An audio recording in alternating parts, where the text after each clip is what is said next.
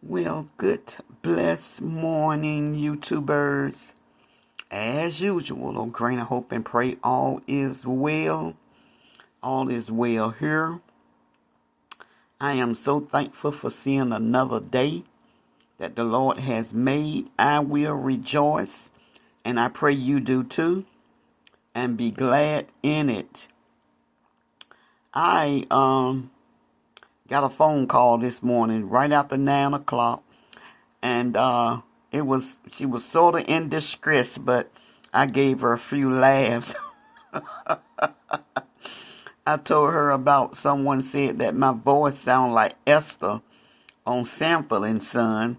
And I told her what I said to them, which is, sometimes I sound like Fred, just like right now, I probably sound like Fred, and it's okay. Yes, I have a heavy voice. I used to didn't. But I smoked cigarettes for, oh God, I don't know how many years. And the Lord delivered me on January the 5th, 1986, on a Tuesday morning, about 10:35. And I went 20-some years and didn't smoke. And then I moved to Sin City, Florida. Ran up with somebody there that used to come into my antique shop and sit, and we would have good conversations, and and they would help me out and stuff. And one night at their house, I said, give me one of those cigarettes. But they smoked Newports. But and that started me back to smoking cigarettes. And so it took me 10 long years to quit again. And so I ended up getting a polyp on my throat. And I was taking, at that time, I found out that I had high blood pressure. And so I was prescribed lisinopril. If anyone taking lisinopril, you need to go back to your physician and ask them to give you something else, because it causes you to cough, and it messes up your throat. If you need to be on blood pressure medicine, there are other medicines to take. However, if you can just chop up some garlic, eat raw garlic, and drink some juice or something behind it. I use a lot of garlic powder and a lot of fresh garlic, and to the point whereas it, for the most part, it keeps my blood pressure regulated. And I have begun to eat more pork. For a while there, it was fish and crabs. And, and then it went to chicken. And then it went to New York strip steak. So I just, my goodness, I just been all over the place. I just have a craving for a certain thing, and I stick with it for a while. But here lately, I've added pork back, eating more of it, because my blood pressure, because of that drink that I do with the turmeric and stuff, it causes my blood pressure. Did cause it to get too low. So up under those collard greens in that pot from, after 12 something this morning, there was some fresh neck bones up under those collard greens that I had purchased yesterday. I washed them really, really good, and I filled the pot up full of water, and I let them boil for a good hour and a half, and I discarded that water. Matter of fact, the whole pot, because it was stuffed all in the bottom of that pot and all on the sides. And I washed the neck bones off really, really good. And I rinsed them off 2 or 3 times, because it still had some particles on them. And then I put them back in fresh water and boiled them for about another hour. And my daughter was telling me she had a pressure cooker, about the pressure cooker that she had. And like I told her, I don't want a pressure cooker, I prefer to cook the way that I'm cooking, because I like to cook my food long and slow, not fast, long and slow is how because I don't, it's not like I be in a hurry to eat, you know. And I don't have a family, you know, with me. So, you know, that's, and I just put it on and I let it, you know, come to a high boil, and I turn it down and just let it go, you know, just let it flow. That's what I do. So that's what I did, and I put all different kinds of my season in there. I use like different seasonings with a lot of garlic because I like to watch that sodium content. That's why come I don't really care to eat out. I rarely. It's been a couple of months since or longer since I ate out, and so and I forgot to put my bell pepper in there, but I did put a little crushed red pepper in there, and it's not hot. Um, but you know, anytime you want some good greens, you need some oil in there, you know.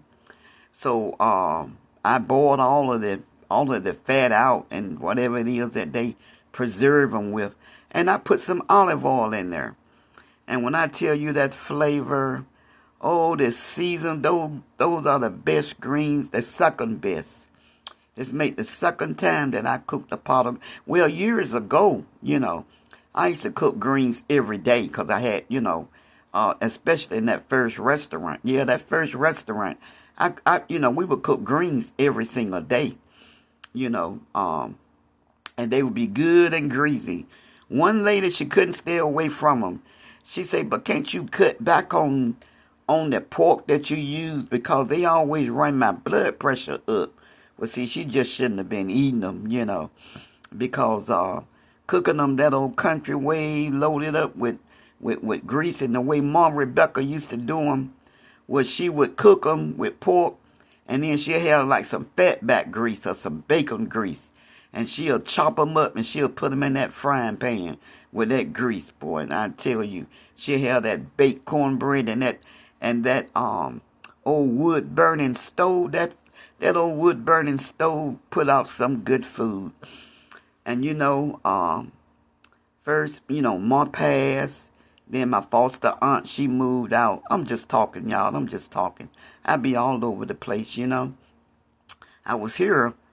I thought I was gonna talk about this right here, but you know, I don't care to dwell on hateful people, you know. But I may touch on it. I don't know. You know, I'm enjoying this chat right here. And so my foster aunt moved out first. My birth mom moved in because the house was air property, although I didn't know it. My foster aunt, she knew it. But Mom had left the house to all of us, you know. All of us. But the money in the bank, she just had my name on it. And of course, I squandered it away. I didn't have no sense of, I really didn't learn the value of money until I met and married my husband.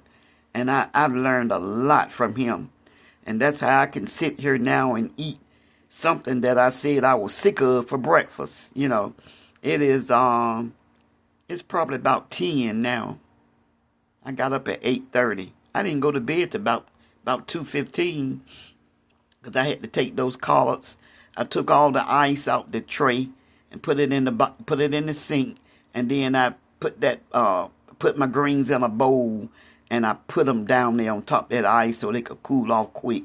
But it still was about 2:15 when I went to bed, and I don't stay up that late. Trust me, I don't.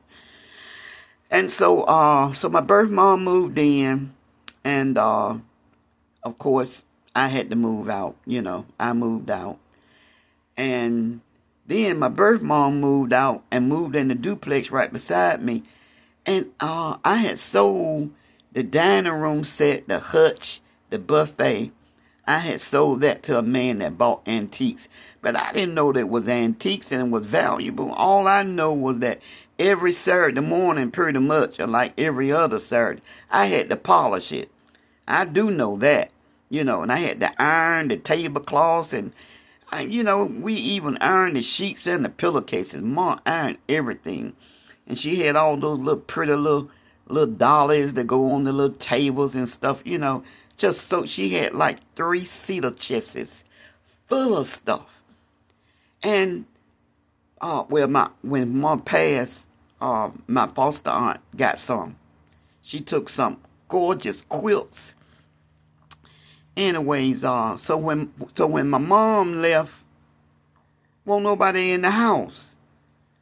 And the house just came down. I mean, all that land, 9-room house, and somebody bought it. And one day I got this letter out the mailbox, and it was a check.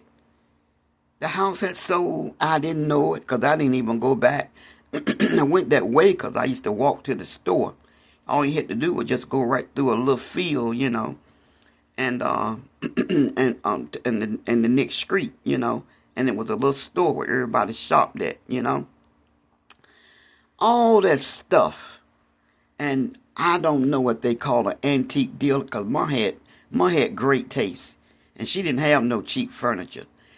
I can't remember because I used to sell antique furniture. I know when I see it.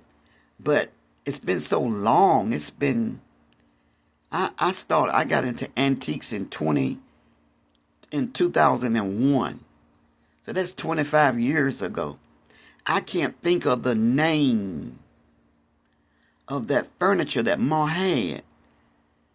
But it was so high end. And I don't know what happened to Eastlake. That's the name of it. Eastlake. Eastlake Antique Furniture. Solid wood.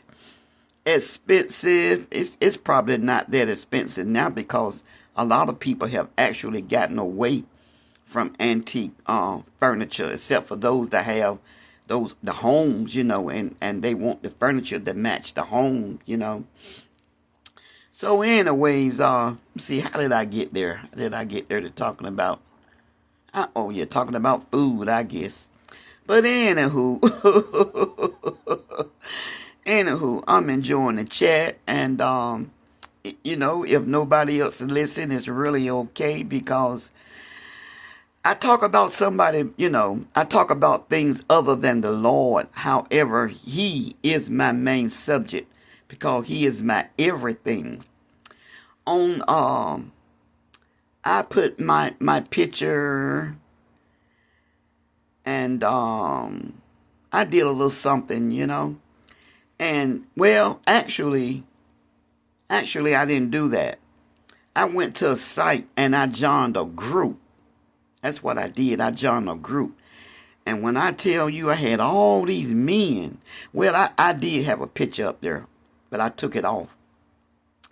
I had all these men, you know, in my inbox, you know, message me, text me, you know, do this, do that. And I, you know, only thing I want is male friendship. You know, I'm not going to hell because I know what romance involves. I know what having an acquaintance do. And you know what, that's how I fell into sin. You know, I like the guy as a friend, but he ended up, you know, having a little crush on me, I guess. You know, he was like 4 years younger than me. And one thing led to another, and I'm in another state, not city. I'm in another state, away from my husband, although we saw each other every month, you know. But still, you know, I know what things can lead to. And I might be 74, but trust me, I'm not dead. I'm not dead at all. I'm just not interested. And I don't have to, you know, I mean, I don't, you know, my body's tamed. Thank God. Thank God for the Holy Ghost. Now my tongue is something else. If you push that button like the man talking about, I wasn't gonna cut. I had no intentions of cutting that. And then I thought it was on my post, but it was on somebody else's post, you know. But look, when I get up here, I don't let nobody, I let folk know that I'm still a mess. But I'm Jesus' mess. You know, He's still cleaning me up. But I tell you what, I know the sins that can send us to hell, and I don't do them. So I have no worries. I'm not worried, not one iota about going to hell. Not one bit. You know? I know that I love the Lord with all my heart, and I enjoy being in His presence.